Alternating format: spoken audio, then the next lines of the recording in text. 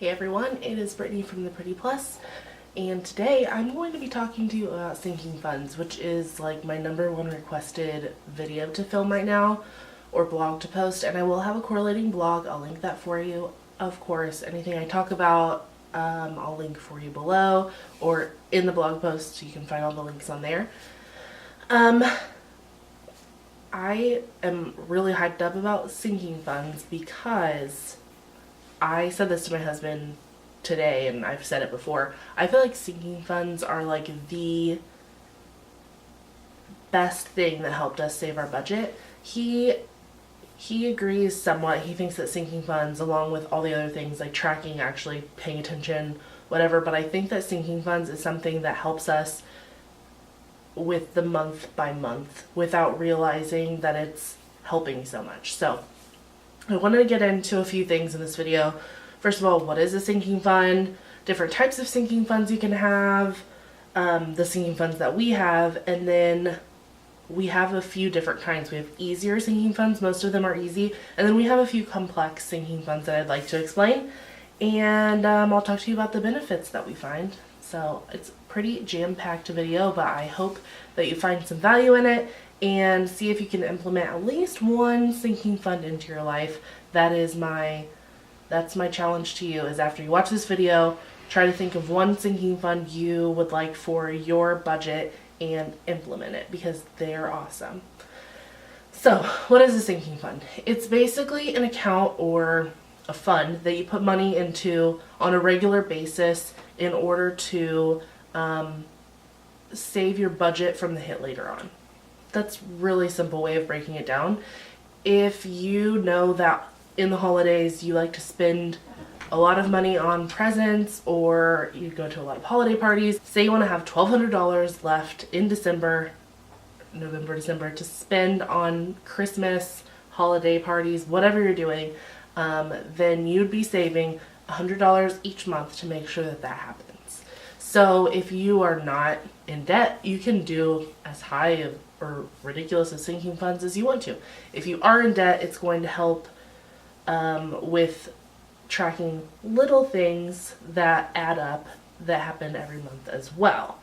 So to explain the different types of sinking funds, you could do holiday, like I said, cars, insurance, saving for a new car repairs, house repairs, saving for a certain deposit that you have to do.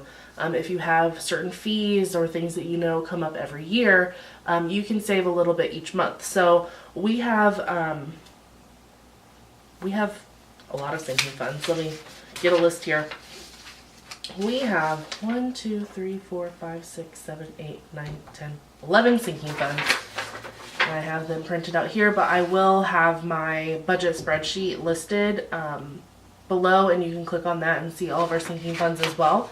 But we have medical, family needs, Clara, which is our baby, car, house, cats, insurance, travel, holiday, Mason, which is me and my husband, and then presents. So for things like medical needs, car repairs, house repairs, those are all ones that, and family needs, those are all things that are going to come up all the time. You have to go get your license renewed. You have to get an oil change on your car. You need to have someone from the heating company come and look at your furnace to, give it a tune-up. Like, those things are things you can anticipate happening. If you are a renter, then you probably don't need the house sinking fund as much, but if you own a home, you know that there are always going to be things that come up. So every month we put aside a certain amount to make sure that we are fully funded to a certain amount by the end of the year.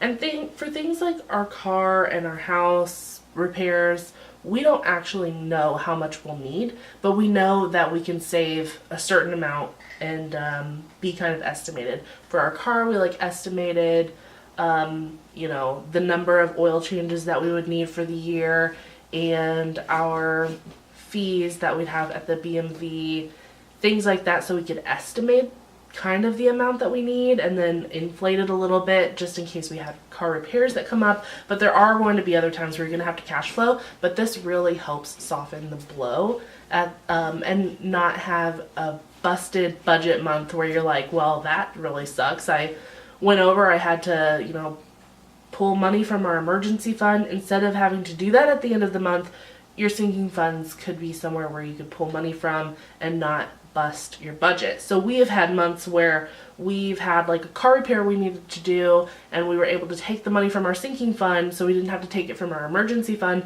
So in that month, we were still able to pay off some of our debt because we had the money sitting elsewhere being ready to use.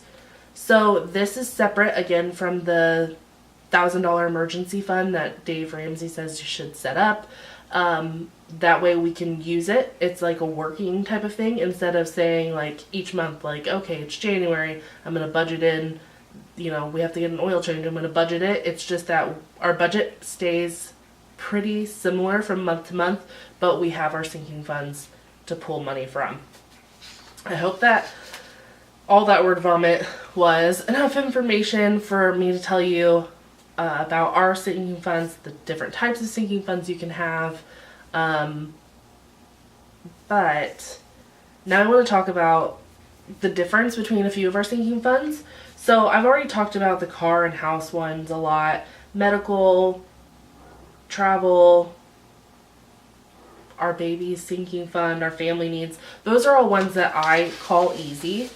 And this is how I track them online. You can also just track them if you're using an envelope system. You can just use an envelope, but we just have a bank account that we put all of our sinking funds into every month, and then I keep track of it on my budget spreadsheet in another tab, and I keep track of each fund in this certain way. So I say how much we're supposed to be funded for the whole year and how much I give to it per month. I say how much is fully funded, and then anytime we have an expense, I put the expense and the amount and then notes for whatever it may be, and then amount left over is down here. So you can see that this year I really took medical down a lot compared to previous years because we have an HSA this year, but I still wanted to put some for our immediate need just in case we needed something and we weren't. Anyway, I don't want to take this away totally. But last year we had $237 left over in our medical fund, so I went ahead and added that in. So right now we have $247, even though for a year fully funded it's $120. So at the end of the year, if I didn't spend anything from this, it would be $357, if that makes sense. But if I went and needed to do a copay, I could write copay on here, $20, and it subtracts it from the total, so then there'd be $227 instead of $247. This is easy. This is the one we use for our medical, family needs, babies needs, car repairs, house repairs, cats, like if they go to the vet and stuff. We use it for our travel, so we have family that lives 3 to 5 hours away, and we'll pull from the sinking fund for gas or food on the way or while we're there, so it doesn't upset our regular gas and food budget. And then for our holiday fund, which is more for like our Friendsgiving party we throw, any giving we want to do around the holidays for like charity, like Operation Christmas Child is something I want to do this year, and that's going to come from that fund. And then, you know, just random holiday spending when I take Claire to see Santa Claus, things like that. I want to be able to do those things, but I want to make sure I have the money before we get there so I don't, you know, take away from what we could be putting toward debt now. So those are all what I call easy ones, and I use this tracking system. But I have a few complex ones, which I would call mainly things where you're gifting and it goes to separate people. So for our fund, it's just split up between me and Brett, but we have our birthdays, Valentine's Day, our anniversary, Mother and Father's Day, and Christmas on here. So the money, although it's in one fund, is allocated to different areas, and I like to keep track of that as well.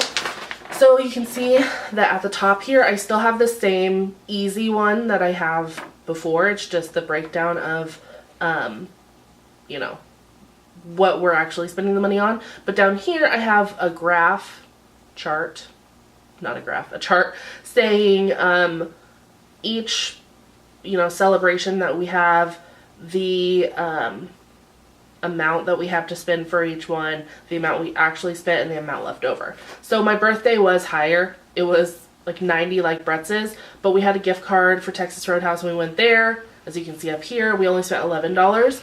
And instead of just, you know, putting that somewhere else, I moved it around. So I made these higher, like these are the amounts that we, they were at 50 basically, and I moved them to 60 so we have a little bit more to spend on Valentine's Day, Mother's Day, Father's Day, things like that. So this one is why I call it a little bit more complex. And then I'm not going to show you my presents sinking fund here, but I may do kind of a mock-up of it on the blog post. I'll do a mock-up of it on the blog post, and I will make each of these different sheets available for you to download as well, so you can put them into your own budget spreadsheet. Like mine is like my spreadsheet, and then each tab has a different you know, purpose. So I have like January 2019, February, and March, because I keep those, you know, keep updating them as I know some things will come in. And then I'll just copy it, you know, I'll make a new tab, I'll copy it. And then I have a tab for my easy sinking funds, and then a tab for a few of my complex ones, like my presents and our presents. So my present sinking fund, just to explain it to you a little bit, I have listed out each person that we actually purchase things for, no matter if it's for Christmas, for their birthday, for a different special occasion, like Easter, Mother's Day, whatever. I have each person listed out. So all the really important people in our lives are on this spreadsheet. I wouldn't want them to get a hold of this spreadsheet because I don't want them to see that they have a dollar amount by their name, because it definitely, we're frugal right now, right? So we're just being really cautious about how much we spend on each person, how much we can give in that way. Anyway, we have each person, and then Christmas, birthday, and other. Christmas, birthday, other, I believe is all that it is. And so we say, for example, Bobby, my nephew, gets $50 for his birthday, he gets $30 for Christmas, and then we're going to put $20 in other, just in case we want to, you know, send him something. We see something and it catches our eye and it's special and we want to get it for him, we can do that with the other fund. So it's a more complex sheet that you'd have to look at to really get a glimpse of and to understand it. But it basically tabulates the amount that we have for our sinking fund, our present sinking fund, which is $1,020. And it gives every dollar in there a name and celebration that goes along with it. And then I also have the simple, like the easy sinking fund form on there to just show each expense, but in the notes I write, you know, what it was for, who it was for. I make sure to detail that, because this is the one that can get the presents one is the one that can easily get the most messed up, but it has helped us so much. Of all the sinking funds, the holiday presents one has helped us the most, because gifting is, I love to gift people, but I know that in order to get back into a place where I can give more freely, I have to get out of our credit card debt, because it's too much. I can't be giving all of my money to other people when I need to be using it to better my immediate family. So that is my main goal, and the true benefit of having a sinking fund is to be able to pull from your own money so you don't have surprises, and so that you can still maintain those months that are harder months, that, you know, you had to have an electrician come out and you need an oil change and you had an unexpected vet run, and all those things happening in one month can be super overwhelming, but that's life. It does happen.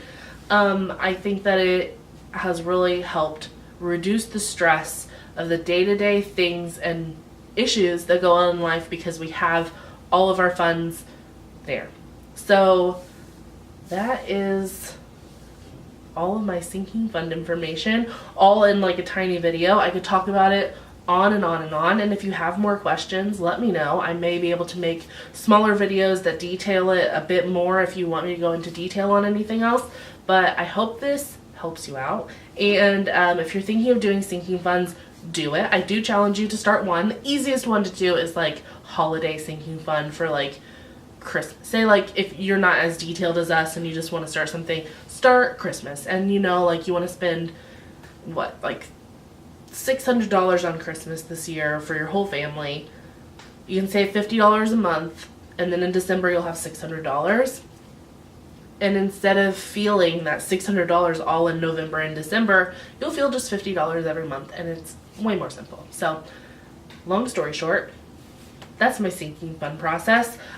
We use a spreadsheet, and I'll get you all that information, but you can also just use an envelope and just keep track on the envelope of who you've given what you've allotted it to for each fund. This isn't an envelope, but pretend it is.